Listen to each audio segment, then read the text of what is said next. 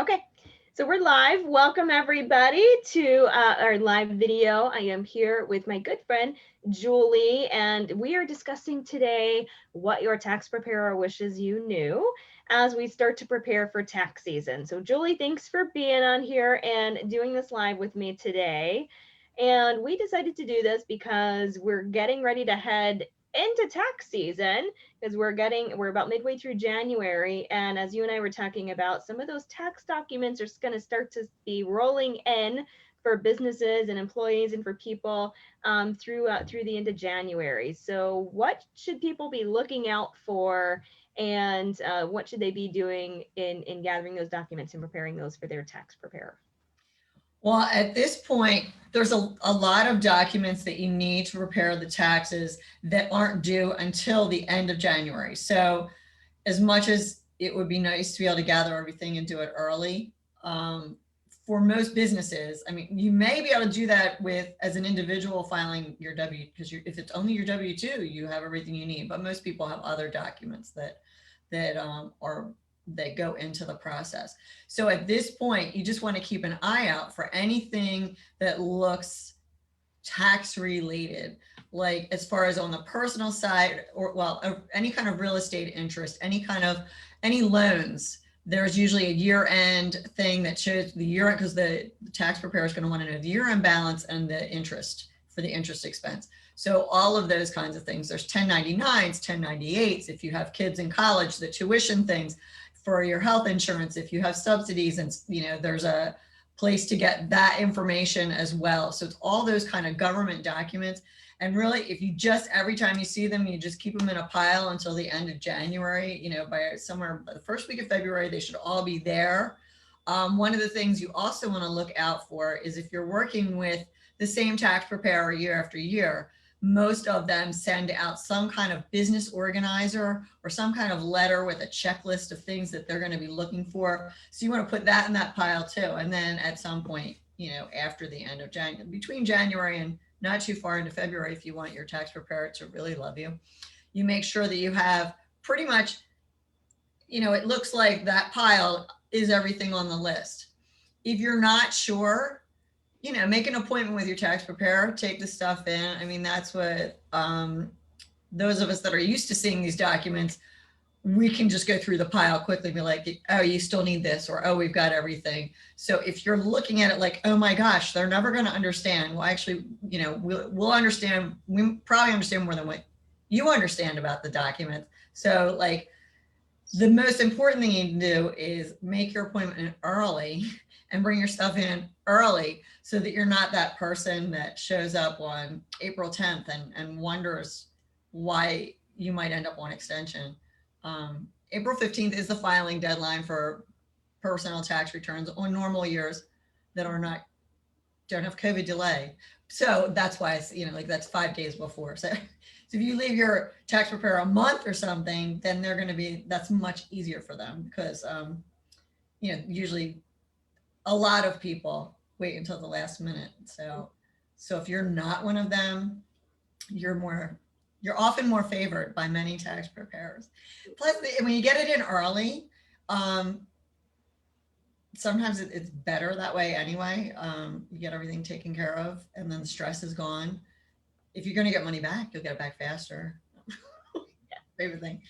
So what do I need to know as a business owner as we're getting into the end of the year? Like, what kind of things do I need to be doing to prepare my business to get things to the tax preparer? So for instance, I know like I run things through a payroll company. So my payroll company sends me my tax documents. So I know I need to gather those and get them to my tax preparer. But is there any other documents that I should be working on as the business owner that you as the tax preparer might need from me? Well, in addition to the payroll for W-2 employees, you're also going to you would need to send 1099 documents to subcontractors, people that you're paying, not on payroll.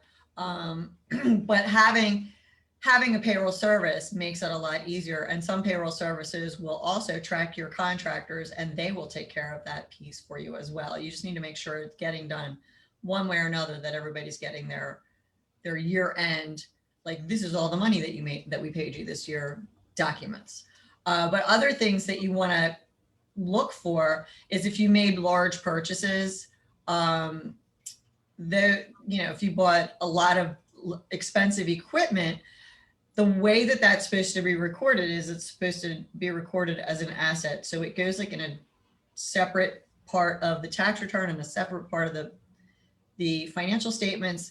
And there's a whole schedule of depreciation expense that the tax preparer has to calculate. And what they need is they need to know how much the thing was worth and when you put it in service. And usually if you have your receipt, as well as any lending that goes with it, like if you bought a car and you have a car, like a car loan, all that stuff needs to be looked at and accounted for with all of your year-end stuff and your taxes. So when you have those kind of documents, I mean, that's kind of something as the year goes on. If you buy a big expensive thing, keep a copy of that. If you, and of your lending documents, it's, I mean, if you set up just a separate folder for your big expensive stuff, that's huge. Cause then you just pull it out. It's in here somewhere. It's like, what are the systems you can put in place so that it's really easy at the end of the year? You don't have to know everything. You just have to, like, I have my pile from January and my folder of my big expensive stuff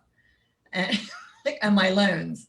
Especially this year, there's so many with the extra funding with PPP and the SBA loan, the EIDL, like everybody's, hopefully you have documentation of that as well, because you're going to be asked about that. That's like one of the questions. So then, if you just have your papers and you you can start, it's like, yes, here's this one, that's a huge help for when we're going through the process. And is there anything else then that, like myself as a business owner, that any business owners, if we were coming to you as a tax preparer, what can we do to help you? Any other tips or anything else that we haven't talked about that I can do to make your life easier as a tax preparer, and things that, what can I do to help you through the process? Well, the other thing is having your accounting software up to date. I mean, I specifically work in QuickBooks and my clients are in QuickBooks. So their QuickBooks are going to be up to date before they go to whoever their CPA or tax preparer is, so that the numbers are, so that everything is captured, all of the expenses are in there, all of the income is in there, it's categorized properly, everything is reconciled against the bank statements. The payroll reports make set, like that what's in QuickBooks matches the payroll reports. So there's things that you have to tie in and make sure that they reconcile with each other. They're in agreement, which reconcile actually means.